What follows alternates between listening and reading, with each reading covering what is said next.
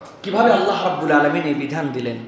আমাদের সমাজে সমাদদার তৈরি হয় কিছুদিন পর পর, না ভাই? সমাদদার তৈরি হয়। আপনারা খুব এইটা নিয়ে মেতে গেছেন, আমরা মেতে গেছি। আহা, এত খারাপ লোক, এত এ করলো, এত সে করলো। ভালো, সমাজের যারা খারাপ, সমাজের যারা কালপ্রিট, সমাজে যারা দুর্নীতি করে, আমরা চাই তাদেরকে ধরা হোক, তাদেরকে বিচার করা হোক। কিন্তু আমাদের জিজ্ঞাসা, এই সমাজদার কয় কোটি টাকার দুর্নীতি করছে, কতদূর পর্যন্ত মানবিক অমানবিক কাজ করছে, কিন্তু সমাজদারের আগে যার কোনো নজির নাই, নাম বললাম না, বুঝে নেন, যার কোনো নজির নাই, তার হাজার হাজার কোটি টাকা লোপাট করার তথ্য আসার পরেও তার তদন্ত, তার গ্রেপ্তার, তার বিষয়টা যতটুকু ধীরস্থির, সমাজদারেরটা ততটুকু ধীরস্থির না। তার মানে বোঝা যায় ইঞ্জিনের ড্রাইভার যিনি, উনি একটু খামখেয়ালি ড্রাইভিং করতেছেন। প্রিয় ভাইয়েরা, সমাজের মধ্যে এই যে বেলাল্লাপনা, সমাজের মধ্যে যে দায়িত্ব জ্ঞানহীন, এই অবস্থাটা কেন তৈরি হলো? কেন আমাদের সমাজ এরকম হলো? কারণ হচ্ছে এই সমাজে জবাবদিহিতা নাই, এই সমাজে মানুষ হিসেবে মানুষের মূল্যায়ন নাই। আপনার ক্ষমতা, আপনার পাওয়ার, আপনার দাপট, আপনার প্রভাব, আপনি হট, আরেকজন ব্যক্তি মানুষ, এই মানুষের মর্যাদা কিন্তু মানুষ হিসেবে আমরা দিতে পারতেছি না, ঠিক কি না? আপনার রক্তের দাম কি? আপনার সম্মানের দাম কি? নবী করিম সাল্লাল্লাহু আলাইহি ওয়াসাল্লাম বলেছেন, ফাইন্না দিমাকুম ওয়া আমওয়ালাকুম আলাইকুম হারাম। এটা আপনার জন্য সম্মানিত। নবীজি বললেন, একজনের সম্পদ আপনি কখনো কুক্ষিগত করতে পারেন না, এটা হারাম করে দিয়েছেন। এই মানবিক সমাজ প্রতিষ্ঠিত করেছিলেন রাসূলুল্লাহ সাল্লাল্লাহু আলাইহি ওয়াসাল্লাম জুলুমহীন সমাজ দ্বারা। কিন্তু আমরা যত গান গাই, আমাদের সমাজ এখন জুলুমে পর্যবেসিত হয়েছে, ঠিক কি না? যারা আমরা ঠিক বলতেছি, আমরাও জুলুমবাজ, আমরাও জুলুমবাজ।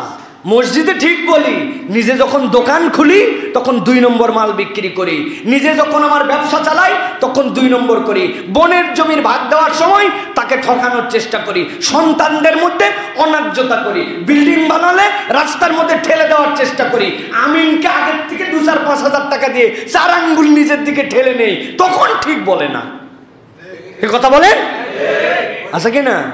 বাপ মাকে বলে আসছে পড়ালেখা করতেছি, মাদ্রাসায় ফাঁকি মারে, স্কুলে ফাঁকি মারে, পড়ালেখা ঠিক মতো করে না, তলেবে ইলম হিসাবে তার যে পরিমাণ জ্ঞান অর্জন করার কথা ছিল সেটা করে না। আর সবচেয়ে বড় জুলুম তো আমরা করি মাঝে মাঝে, যে পরিমাণ জ্ঞান অর্জন করি এর সাথে আমলের কোনো সম্পর্ক নাই, শুধু মানুষরে ওয়াজ করি, নিজে আমার নিজের মধ্যে কোনো প্র্যাকটিস নাই। কথা ঠিক কিনা ভাই? এগুলো কি? এগুলো সব জুলুম। এই জুলুমের কারণে এরকম মিল্টন সমাজদার তৈরি হয়েছে। উনি একাই তৈরি হয় নাই, আশপাশে অনেক কুলাঙ্গার আছে। আজকে একজন ফেঁসে যায়, ওই একজনকে আটকালে বাকি আরো 10 জন বেঁচে যায়। আশপাশে খবর নিয়ে দেখেন, ঠিক কিনা? তাছাড়া কেমনি সমাজ তৈরি হচ্ছে প্রিয় ভাইয়েরা? আমরা কারো ক্ষেত্রে বিচারে আগায়া, কারো ক্ষেত্রে বিচারে পছন্দ, অমুক আমার আপনজন, তার বিচার আমি কার্ভ করে করি। সৌদি আরবে মাঝে মাঝে বলে মজা করে, যদি প্রিন্সদের ফ্যামিলির কেউ একজন আরেকজনকে মাইরে ফেলে, সাথে সাথে তার জন্য ইনজেকশন দিয়ে পলিসি করানো হয় যে এই লোকটা পাগল, মেন্টালি ডিসঅর্ডার। এটা কেন করানো হয়? ইসলামের বিধান আছে, রুফিয়াল কলাম আন সালাসিন, 3 ব্যক্তির উপর থেকে কলম উঠায় নেওয়া হয়েছে। এর মধ্যে একটা পাগলা, পাগলের কোনো বিচার নাই, সে কিছু করে ফেলছে। এখন সিস্টেম করে ওনাকে পাগল দেখালে অন্তত ফাঁসি হবে না। তা আমাদের সিস্টেমগুলো আমরা ওইরকম বানায় ফেলছি। কোন কৌশলে কারে বাঁচাতে হবে আর কারে ফাঁসাতে হবে, এটা কখনো সাম্যের সমাজ হতে পারে না। এই জুলুমের সমাজে কখনো সাম্য, শান্তি, সোনার বাংলা প্রতিষ্ঠিত করা যাবে না, ঠিক কিনা?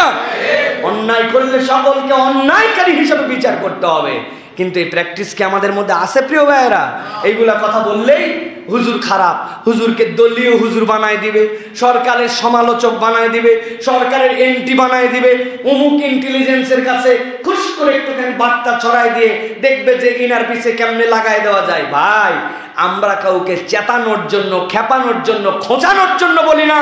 এই মুসল্লি কয়টার মধ্যে যদি মানবিক বোধ তৈরি হয় তাহলে একটা সমাজ পরিবর্তন হওয়া সম্ভব, ঠিক কি না? এই জন্য আমরা এইগুলা কথা বলি প্রিয় ভাইয়েরা। আল্লাহ আমাদেরকে বোঝার তৌফিক দান করেন। কতদিন এই সমাজটা এইভাবে কতদিন আর চলবে? কেন এই সমাজের আমাদের অবস্থা হয়ে যাচ্ছে? কেন আমাদের জন্য আমাদের ব্যাংকের টাকা অন্য জায়গায় কেন চলে যাবে? কারায় হাওয়ামি করে, কারায় বেহায়ামি করে, আপনি বোঝেন না? আপনি যদি বান্দার হক নষ্ট করেন, নবী করিম সাল্লাল্লাহু আলাইহি সাল্লাম বললেন তোমাদের জন্য এটা হারাম করে দেওয়া হলো। তুমি যদি বান্দার হক নষ্ট করে তুমি আল্লাহর জন্য যত ইবাদত করো, কবুল হবে আপনার? এইটা আপনি বলতেছেন আমি খানায় কাবার ইমামের পেছনে আমি বিরাট বড় ইবাদত বন্দিগিতে রত থাকবো। আরে খানায় কাবার ইমামের পিছনে কেন? কাবা ঘরের ভিতরেও যদি পুরা বছরের জন্য এতে কাপে ঢুকে যান আর আপনি যদি বান্দার হক নষ্ট করেন তাহলে আল্লাহর কাছে ক্ষমা আছে। বান্দার হক ফিরানোর আগ পর্যন্ত আপনার কোন ইবাদত বন্দিকে 1 পয়সা কাজ দিবে না, ঠিক না? হ্যাঁ, আপনি সব হাওয়া করে দিয়া আপনি মনে করবেন আমি বছরে একবার ইতিকাফ করলাম, বছরে একবার হজ করলাম, উমরা করলাম। সব এত সোজা নয়। আল্লাহ রাব্বুল আলামিনের কাছে যাওয়ার পরে এগুলার পুঙ্খানুপুঙ্খ হিসাব দিতে হবে। নবীজি একটা হাদিসে বলেছেন মুফলিস। মুফলিস কাকে বলে? রাসূলুল্লাহ সাল্লাল্লাহু আলাইহি ওয়াসাল্লাম তার বর্ণনা দিয়েছেন। এই যে অনেকেই বলে এত হজ এত উমরা করে, আমি বলি এটা করা ভালো। চোর, ডাকাত, বদমাইশ, লুচ্চা, বদমাইশ এরাও করে না? এদের কিছু কামাই রুজি যদি না থাকে ওই দিন যাই দিবে কি? ওই দিন যাওয়ার পর তো হিসাব বরাবর হবে। একজনের জমি মেরে খাইছেন, একজনের টাকা মেরে খাইছেন, আল্লাহ রাব্বুল আলামিন তো বলবে কি আছে দেখো, বরাবর করো। এখন ওর সব এখানে দেওয়া হবে, হয় না? এর গুনাহ সব দেওয়া হবে। ওর 2 পাল্লা গুনাহ আর এর 2 পাল্লায় যতটুকু হোক সওয়াব। এখন ওর চালানে যদি কিছুই না থাকে সওয়াবটা বার করবে কেমন করে? এই জন্য এগুলো বদমাইশরা দেখবেন বেশি বেশি মাঝে মাঝে হজ উমরা অমুক তুমুক করে। এই করে যা সওয়াব হয় সব দিয়ে দেওয়া লাগবে ভাই, বাঁচার উপায় থাকবে না। আল্লাহ আমাদেরকে বোঝার তৌফিক দান করেন। আল্লাহ আমাদের সমাজের কীট পতঙ্গ যেগুলা, এইগুলাকে মানবরূপী কীট পতঙ্গদেরকে, যাদের কারণে অন্য মানুষেরা কষ্ট পায়, এদেরকে আল্লাহ রাব্বুল আলামিন বিচারের আওতায় এনে সঠিক বিচার করার মতো তৌফিক দান করেন।